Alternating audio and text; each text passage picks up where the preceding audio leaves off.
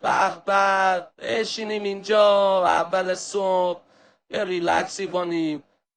این تتلیتی ها لایک و کامنت و فالو یادتون نرا وگرنه فاشو میکشم به اول و آخرتون ها. سلطان عصبانی نکنی. بزنیم رادیویی ببینیم چه خبر دنیا دست کیه. مهمترین عناوین خبر: ماجرای کتککاری و دعوای امیر تتلو با سحر قریشی با گوشگوب برقی مارک پاناسونیک. دیوس رو آیا ببین. واقعا امیر چیز مغز است یا آبرو ما رو برده این قریشی. باید دارم جلوشو بگیرم تا رنگ شورت و مرت و چیزای دیگه ما ملت نفهمیدن. باید دارم.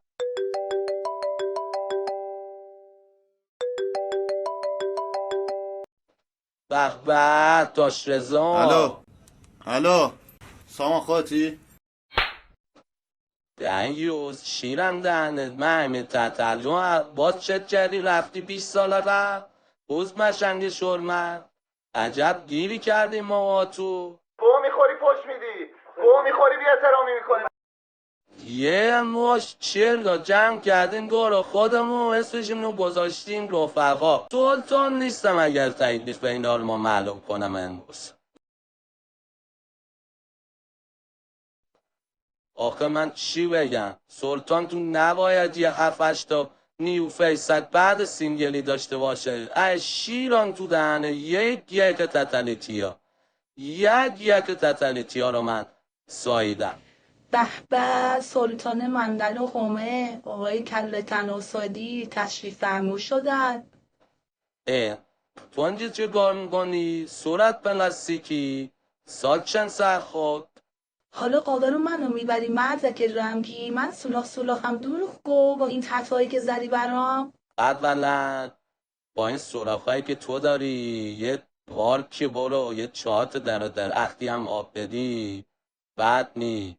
بابا من تطوات تو به من نشان بده به من.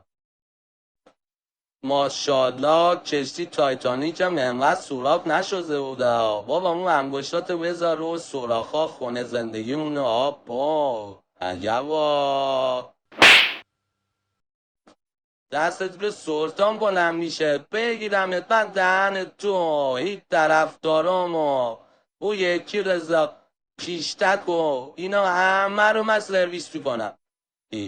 رضا تو اینجا چه کار میکنی رضا؟ با اشتهاش رضا که آروم باش داداش آروم باش. مشکل داری بی ناموس، ما داریم زحمت میکشیم، تو نمیدونی چه آروم بلایی باش سر ما داداش. آمده. گو میخوری پشت میدی، گو میخوری بی احترامی میکنی. من تو هواداری یا کی؟ تو دشمنی بی ناموسی.